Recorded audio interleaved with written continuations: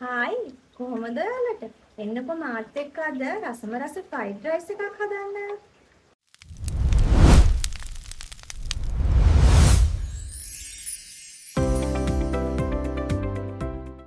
අපිට අවශ්‍ය වෙනවා සෝයා සෝස්, තක්කාලි සෝස්, බිත්තර දෙකක්, සාමාන්‍යයෙන් ගානට කපාගත්ත කැරට්, ලීක්ස්, ඒ වගේම සුදු ලුණු, ආය අරන් තියෙනවා තම්බගත්ත චිකන්. අපි පෑන් එක ලිපේ තියලා තෙල් ටිකක් දානවා. ඊට පස්සේ තෙල් එක රත් වීගෙන එනකොට තම්බගත්ත චිකන් ටික දාගන්න. චිකන් තම්බනකොට ලුණු දාලා තම්බගන්න.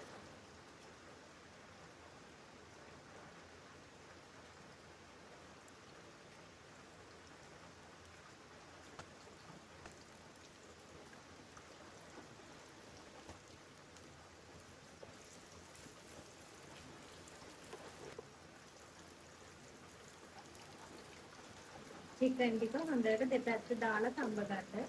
බැදගන්න.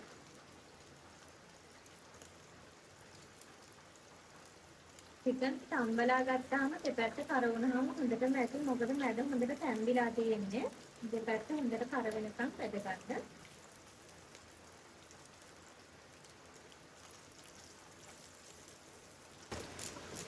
මේ ගානට චිකන් ටික බැදිලා ආපුහම අපි මේක වෙන භාජනයකට අයින් කරගමු. අපි මේ චිකන් බැදගත්ත තෙල් එකටම තව තෙල් ටිකක් දාගමු. චිකන් බැදලා මෙච්චරයි තෙල් ඉතුරු උනේ. අපි ඒකටම තව තෙල් ටිකක් එකතු කරනවා.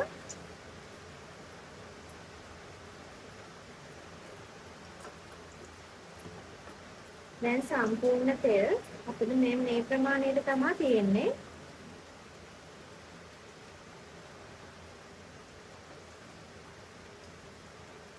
දැන් අපි මේ තෙල් ටිකක් රත් වෙනකන් තියාගමු. තෙල් එක රත් වුණාට පස්සේ මේ මම සුදු ලුණු තලලා අරන් තියෙන්නේ. සුදු ලුණු ටික එකතු කරන්න.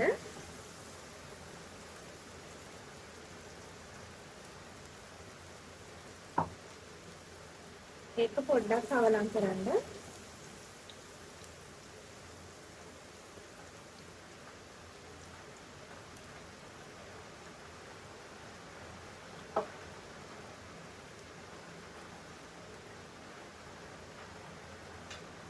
ඊට පස්සේ කැරට් ටික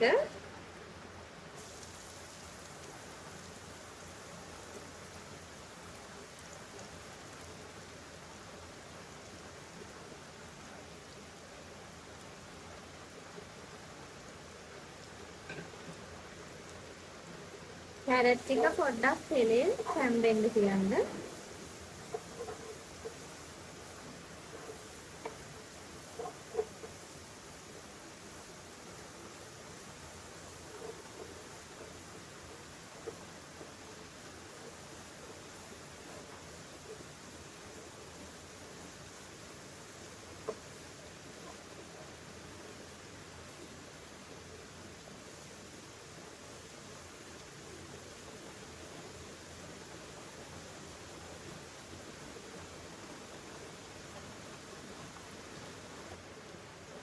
ඊට පස්සේ අපි කැරට් ටික පැත්තකට කරගෙන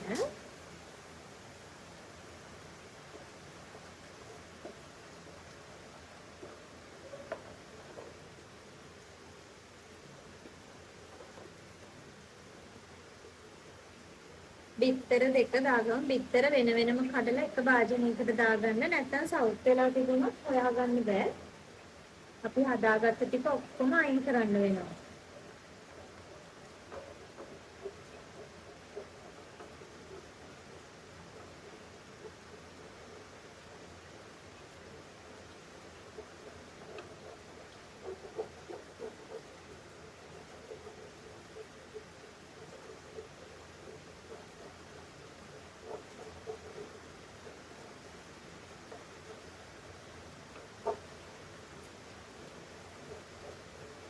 මෙන්න මෙහෙම බිත්තර ටිකක් දාලා කූටි වෙන්න පොඩි කරගන්න.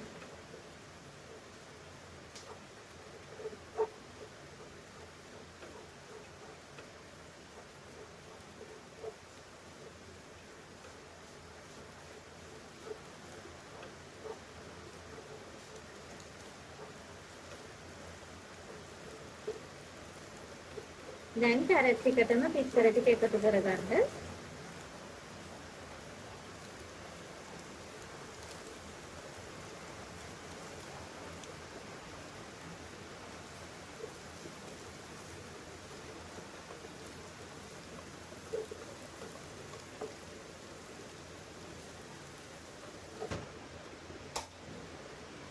ඊට පස්සේ අපි මේකට බැදගත්තු චිකන් ටික එකතු කරනවා. චිකන් මේ වගේ පොඩියට කපලා ඉරලා ගන්න.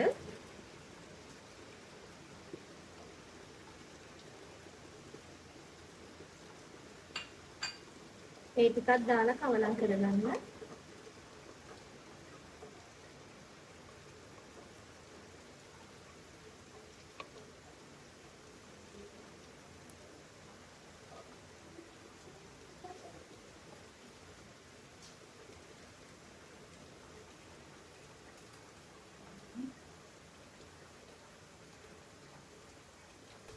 ඊට පස්සේ අපි මේකට තක්කාලි සෝස් ටික දාගන්නවා.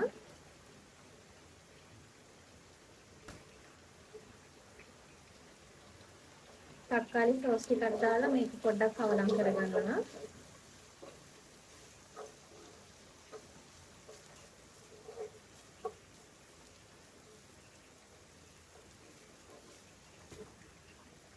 ඊට පස්සේ ලීස් කොළ ටික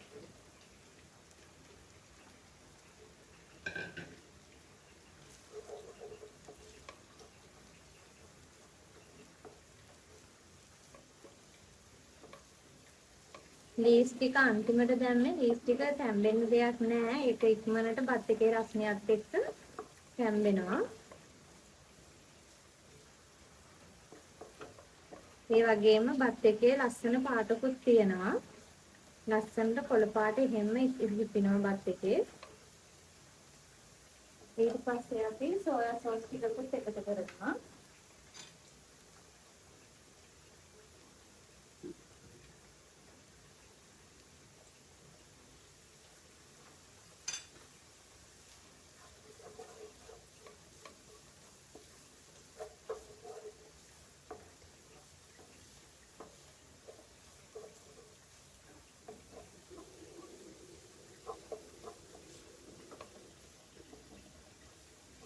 මේක තැම්බිලා වැඩි වගේ නම් ලිප ඕෆ් කරලා ආඩ කවලම් කරගන්න පුළුවන්. නැත්නම් ලිපේ ගින්දර අඩුවම කරලා කවලම් කරගන්න. ඊට පස්සේ ඔයාගේ රස අනුව මේකට ලුණු එකතු කරන්න.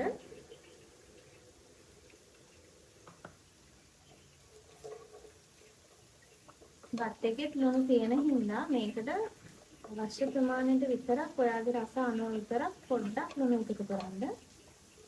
මොකද නැත්නම් ලුණු වැඩි වෙන්නත් පුළුවන්.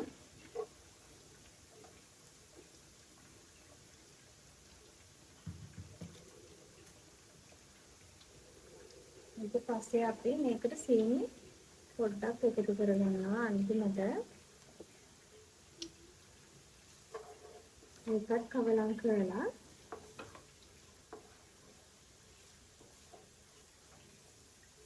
දැන් අපි මේකට බත් ටිකක් එකතු කරගමු. දැන් මම මේකට බත් ටික එකතු කරනවා. බත් නිවිලා තියෙන එක ගොඩාක් හොඳයි. එතකොට බත් එකේ හොඳට තෙල් ගතිය තියෙනවා. ඔයාලා ගන්න එළවලු ප්‍රමාණය අනුව බත් එකතු කරන්න.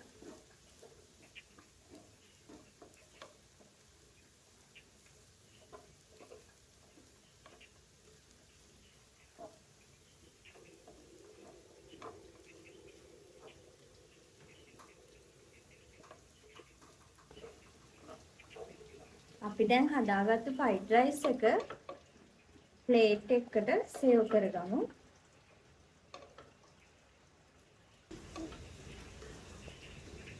මේ තියෙන්නේ අපි හදාගත්ත රසම රස ෆ්‍රයිඩ් රයිස් එක. ආයෙත් අපි මේ වගේ රසම රස වීඩියෝ එකකින් හමු වෙමු.